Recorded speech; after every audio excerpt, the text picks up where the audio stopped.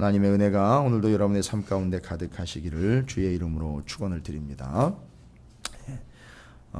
디모데후서 4장 이제 마지막 부분 사사로운 이제 부탁 앞서서 사도 바울이 마지막 최후의 고별 연설이라고 할 수 있죠. 4장 1절부터 8절까지 사도 바울이 지나온 여정을 이제 다 정리하는 그런 내용이라고 보시면 되겠습니다. 그래서 어떻게 보면 디모데후서 4장 1절부터 8절까지의 내용이 아마 사도 바울이 기록한 사도 바울의 서신서 13권 그리고 사도행전을 연결을 해서 총 정리하는 부분이라고 보시면 됩니다. 그러니까 지금 13권이 녹아들어 있는 겁니다. 다메섹 도상에서 처음 주님의 부름을 받고 야, 이분이 바로 내가 그렇게 지식적으로 또 그렇게 개념적으로 알고 있었던 기록된 바 그 메시아가 맞구나 라고 영접해 받아들이고 그 이후로 30여 년의 세월 동안을 하나님과 우리 구주 예수 그리스도만을 위해서 달려온 그 인생을 정리를 하는 겁니다. 그러니까 어떻게 보면 디모데후서가 이제 마지막 부분에 이르게 되면 우리는 제가 지난번에는 이제 에베소 교회와 관련되어서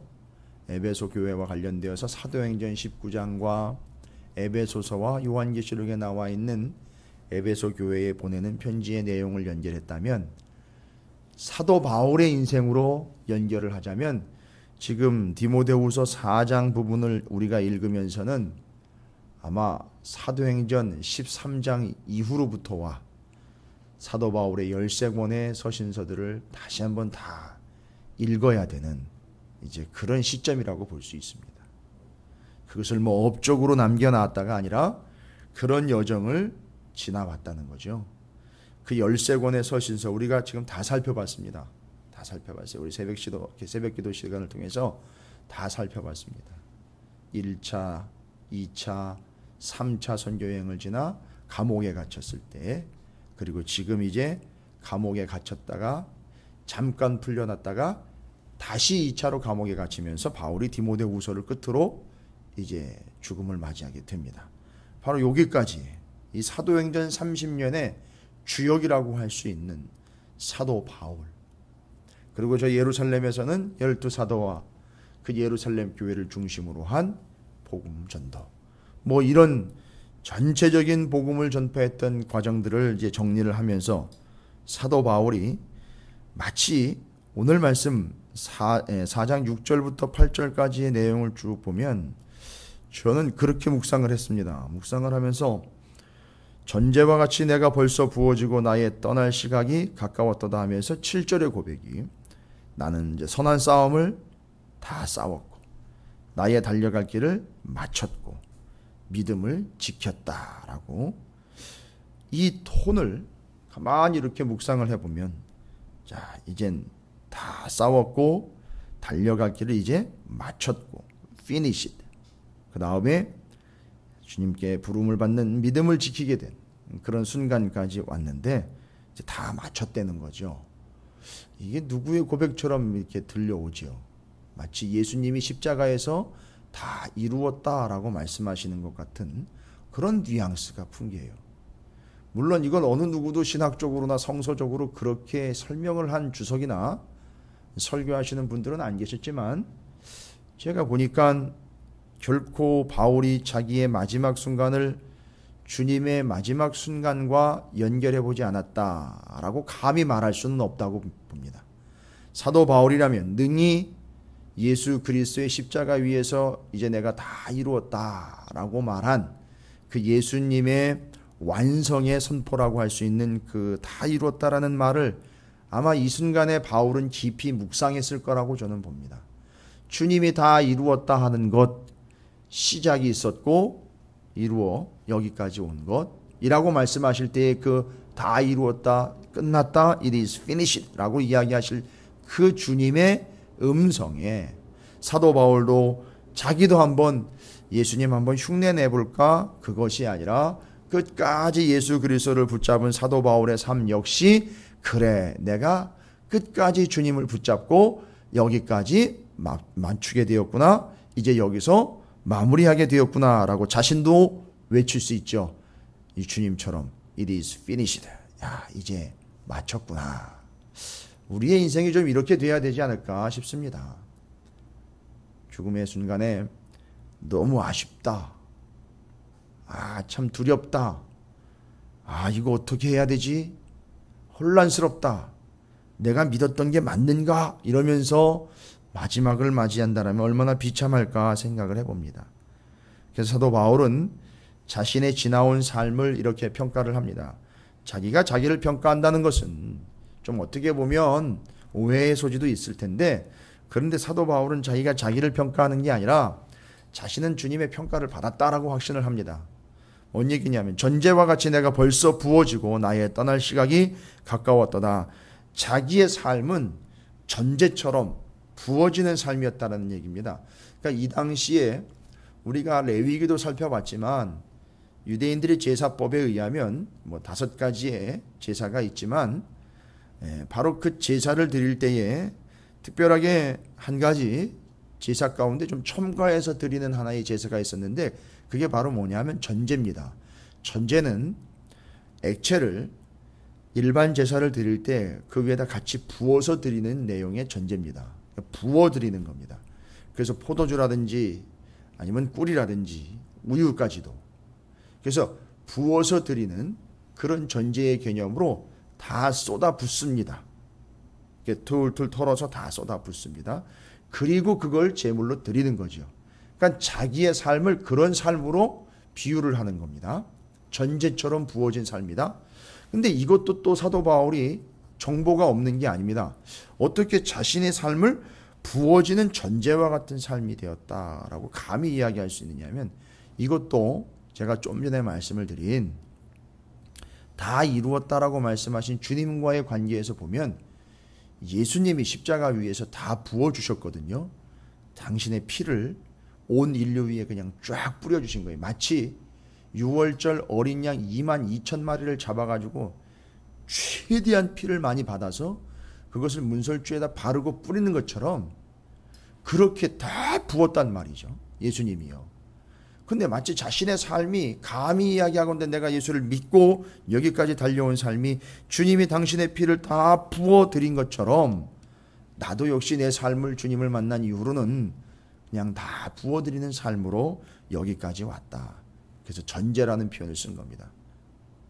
왜 화목제, 소제, 속건제, 속죄제 이런 개념으로 쓰지 않고 전제라고 썼는지, 이건 바로 주의 피를 의식한 것이요, 포도주나 액체를 제사와 함께 부어드릴 때 다 부어드리는 것처럼 자기가 다 부어드렸다. 예수님을 닮은 삶이었다. 예수님을 따른 삶이었다. 이렇게 부어드리는 내 삶은 곧 예배였다라고 이야기하는 겁니다. 내 전체의 삶은 다 통째로 하나님 앞에 그냥 부어드리는 그런 예배였다라고 정의를 딱 해버립니다. 이 고백은요, 제가 봤을 때에는 감히 함부로 아무나 쓸 수 있는 고백은 아니라고 봅니다.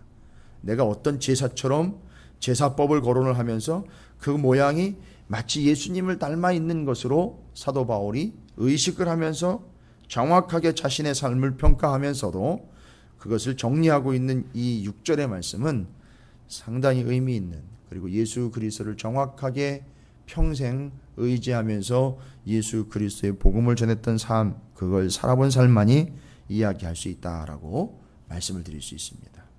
그래서 사도 바울은 이제 자신의 삶이 어떠한 삶이었는지를 최후 변론을 합니다. 변론이라 그래봐야 변명하는 것이 아니라 이제 선포하지요. 내가 이런 삶을 살았습니다. 이제 마지막 고별 연설을 합니다. 사도 바울의 삶은요, 이렇게 전제와 같이 부어지는 삶으로서 어떤 삶이었죠? 선한 싸움을 싸우는 삶이었고, 달려갈 길을 마치는 삶이고, 믿음을 지켜낸 삶이라는 겁니다. 여러분 이 세 가지 꼭 기억하시기 바랍니다. 사도 바울이 마지막 순간에 고백한 겁니다. 나는 선한 싸움을 싸우고 나의 달려갈 길을 마쳤고 믿음을 지켰다. 현재 완료입니다. 현재까지 그렇게 해서 다 이루었다라는 얘기입니다. 그래서 예수의 고백을 잡고 제가 거론을 하는 겁니다. 예수님의 고백에 맞췄다라고 이야기하셨던 그 본문이 사도 바울에게는 정확하게 자신의 삶에서 정리가 됩니다. 사도 바울은 자신의 삶을 선한 싸움을 싸운, 현재까지 선한 싸움을 완성해낸 삶이었다라고 이야기합니다. 마침 운동 경기나 상대방을 두고 하는 격투기라든지 뭐 다 아실 겁니다. 심지어는 이제 전투, 전쟁이죠.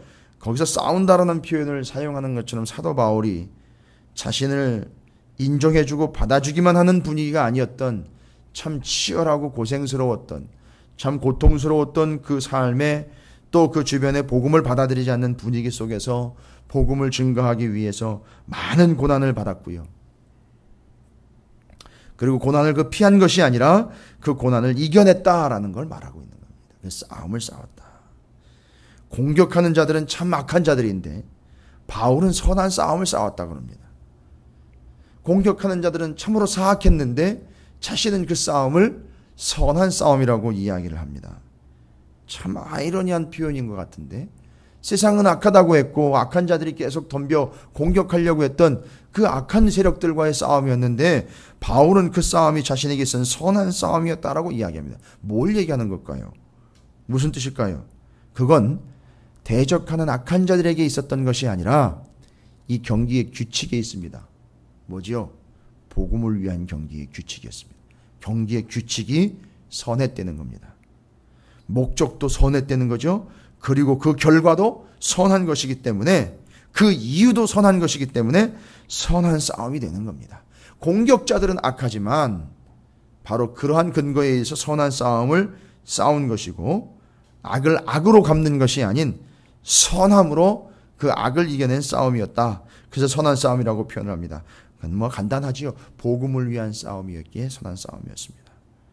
그래서 그 이유는 바울에게 있는 것이 아니라 바울이 싸우는 이유와 근거가 된 거죠. 바로 복음과 예수 그리스도 때문에 선한 싸움이었고 바울은 그 싸움을 싸워서 이긴 겁니다. 그래서 싸웠다라고 표현을 합니다.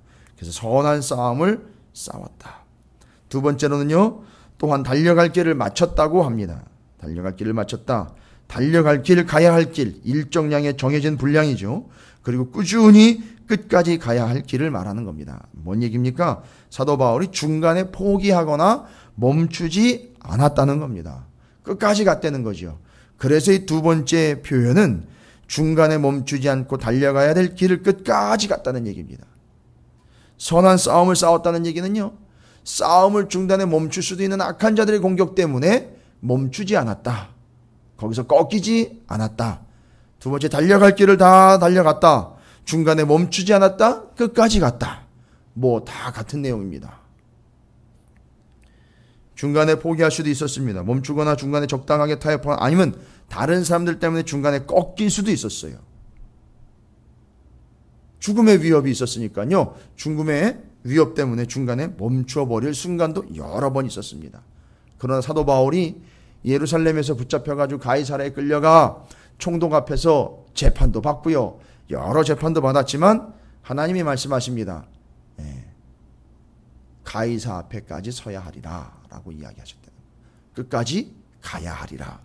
뭐 그렇게 해서 끝까지 왔다는 거죠. 자, 보십시오. 사도 바울이 결승점에 정확하게 들어온 겁니다. 한참 가는데 다른 길인 것 같고, 들어왔다고 했는데 엉뚱한 데 들어가 있는 그런 모습들이 우리 주변에 많이 있습니다.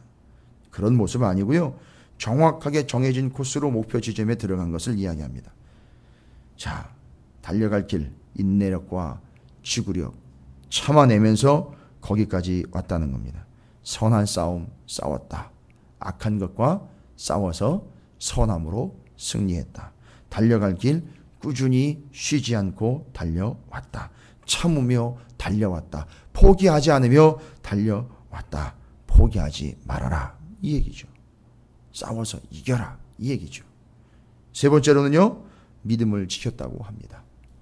감히 어떻게 이런 얘기를 할까요?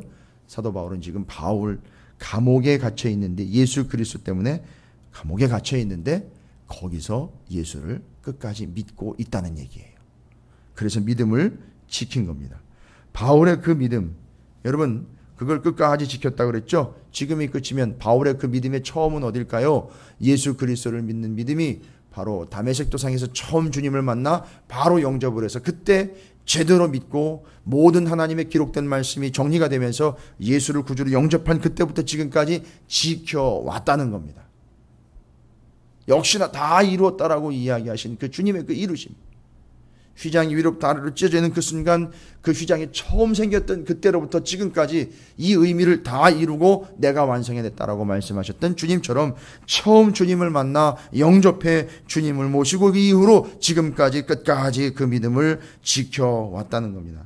지금까지 한 번도 주님을 의심하거나 거부하거나 외면하거나 거역한 적이 없이 그 믿음을 지켜왔다는 겁니다. 이걸 보면 여러분 믿음을 지켜왔다라는 걸 보면 이 믿음은 개발하거나 이 믿음은 계속해서 버전을 업시키는 이런 변화의 개념이 아니라 믿음은 반드시 주어진 바대로 지켜내야 되는 거라는 걸 이야기합니다. 그럼 뭔 얘기일까요? 왜 지킬 수밖에 없느냐? 왜 믿음은 우리가 지키는 것이냐? 믿음이 혁신을 가하거나 믿음이 버전이 업되는 게 아니라 믿음은 지키는 겁니다. 왜일까요? 믿음은 우리가 손댈 수 있는 게 아닙니다. 믿음은 하나님의 선물이고 곧 하나님께서 우리에게 주신 겁니다. 그러니까 그건 지키는 거예요. 지켜내야 되는 겁니다.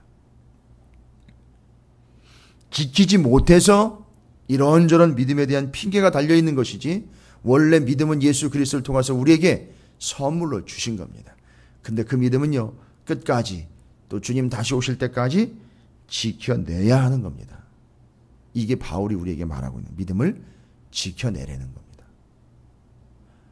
바울이 믿는 바가 우리가 믿는 것보다 더 많은 것을 믿었습니까? 아니요. 똑같은 겁니다. 이 믿음의 대상에 대한 믿음의 정보에 대한 믿음의 내용에 대한 수준의 차이를 이야기한다면 그게 바로 영지주의입니다.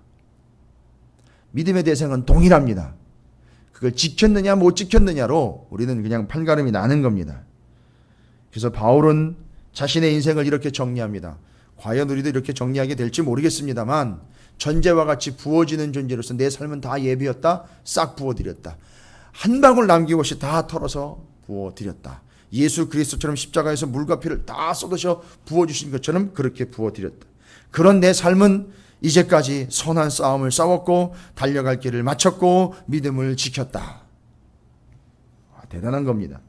그래서 자신이 선한 싸움을 싸우고 달려갈 길을 완주를 했고 믿음을 지켰다. 이유가 뭘까요? 이렇게 된 이유는요. 이렇게 할 수 있었던 이유는요. 자신에게 있지 않았다는 게 기본이죠.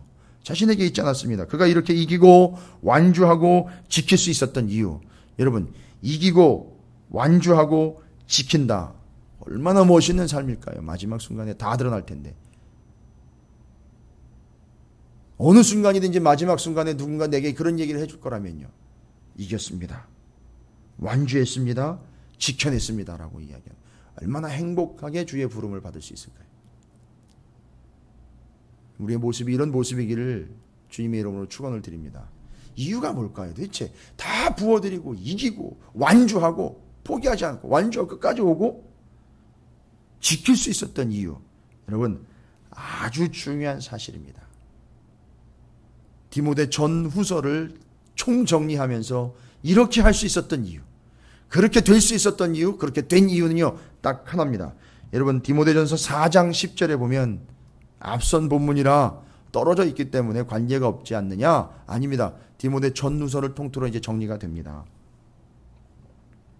사도 바울이 전제처럼 부어지는 삶으로 이기고 완주하고 지킬 수 있었던 이유, 디모데전서 4장 10절을 연결해서 함께 정리하면서 이 말씀을 확실히 여러분께서 새겨놓으시길 바랍니다. 디모데전서 4장 10절에 뭐라고 나와 있느냐? 이를 위하여 우리가 수고하고 힘쓰는 것은 우리의 소망을 살아계신 하나님께 두미니 곧 모든 사람 특히 믿는 자들의 구주시라. 사도 바울이 자신의 삶을 전제로 부어드리며 이기며 완주하며 지킬 수 있었던 이유는 한 가지입니다. 단 한 가지입니다. 오직 그의 소망을 예수 그리스도께만 두었다라는 겁니다. 이게 그 유일한 이유입니다. 그의 소망을 살아계신 하나님 우리 구주 예수 그리스도께 두었다는 겁니다. 여러분, 여러분의 소망은 어디 있습니까? 은근히 우리가 조용히 혼자 앉아 생각을 해볼 때 그 자꾸 떠오르는 그것, 자꾸 의지하려고 하는 그것, 자꾸 의식되는 그것, 여러분 어느 틈인지 모르게 우리에게 그것이 소망이 되어 있습니다. 그러나 사도 바울은요, 감옥에 갇혀있던 매를 맞던 40에 하나 감한 매를 5번을 맞던 몇 번을 맞던 태장을 7번 맞던 돌에 한 번 던져짐을 당하여 돌로 때려짐을 당하든 어떤 상황이든 바구니에 매달려가지고 성 밖으로 매달려 달려 내려오는 상황이 됐든 배가 몇 번씩 파선을 하고 배고프기를 몇 번을 감당을 하든 그 고통스럽고 아픔고 그리고 그 힘든 여정이며 죽기 직전의 여정 가운데서도 사도 바울은요, 그의 삶을 드렸고 달려갈 길을 다 마쳤고요, 완주해냈고요, 싸움에서 이겼고요, 믿음을 지켰습니다. 이유는요, 하나입니다. 그의 소망을 오직 예수 그리스도께 두었기 때문입니다. 그 소망이 예수님께 있었기 때문입니다. 이제 마지막까지 사도 바울이 8절에서도 이야기합니다. 그 소망을 좀 전해주고 싶은 거겠죠. 이제후로는 나를 위하여 의의 면류관이 예비되었으므로. 여러분, 의의 면류관이랍니다. 다른 면류관이 아니라 의의 면류관. 자, 이런 자신의 삶이요, 이런 사도 바울의 삶이 어떤 삶이었다는 거죠? 의로운 삶이었다라고 정리가 됩니다. 예비되었으므로 주 곧 의로우신 재판장이, 계속 지금 의의 면류관이고 의로우신 재판장, 의라는 단어가 나옵니다. 그러니까 이런 삶은요, 자랑할 만한 삶이거나 금처럼 빛나는 삶이 아니라 의로운 삶이었다라고 평가가 되는 겁니다. 근데 그 의의 근거는 뭐죠? 칭의의 근거는 예수 그리스도 때문이다. 그래서 자신은 평생 예수 그리스도께 소망을 두었기 때문에 그 소망의 근거인 예수 그리스도가 의의 근거가 되어서 의의 면류관인 거고 의의 재판장이 나를 기다리고 계시는 겁니다. 이게 이렇게 연결이 되는 겁니다. 의로운 것, 의로운 자, 그날에 내게 주실 것이며 내게만 아니라, 잡으십시오, 내게만 아니라 이렇게 주의 나타나심을 사모하는 모든 자에게, 주님을 소망하며 주님만을 소망하는 모든 자에게 나와 같은 동일한 역사가 나타날 것입니다 라고 마지막으로 선포를 합니다. 여러분, 나를 따라 하십시오가 아니라 나처럼 예수 그리스도에게만 소망을 두시고 의로우신 재판장이신 예수 그리스도를 통해 칭의를 얻고 그 의로운 삶으로, 그 의로 인하여 여러분에게 예비된 의의 면류관을 여러분도 쓰기를 바랍니다 라고, 여러분도 싸움에서 이기고 달려갈 길을 완주하고 믿음을 지키기 위해서는 나처럼 소망이신 예수 그리스도께, 의로우신 예수 그리스도께 여러분의 소망을 두시길 바랍니다 라고 신신당부를 하는 겁니다. 이게 바울이 마지막까지 하나님의 말씀과 진리 안에서 최후로 고별의 믿음의 연설을 하고 있는 내용입니다. 뒤로 넘어가면 이젠 사사로운 부탁들입니다. 가벼운 부탁들이죠. 일상적인 부탁들을 넘어가고 여기까지는요, 아주 심각하면서 아주 중요한 믿음의 권면을 마지막 고별 설교처럼 연설로 부탁을 하고 있습니다. 하나님께, 우리 구주 예수 그리스도께 끝까지 소망을 두는 것, 그것이 7절의 비결이었다라고 말할 수 있습니다. 여러분, 오늘 한 날 또 이후로 여러분의 삶이 오직 예수 그리스도께만 소망을 두고 여러분의 마지막 날 여러분이 선한 싸움을 싸웠고 달려갈 길을 꾸준히 마쳤고 믿음을 지켰다라는 고백이 우리 모두에게 있게 되기를 주님의 이름으로 축원을 드립니다.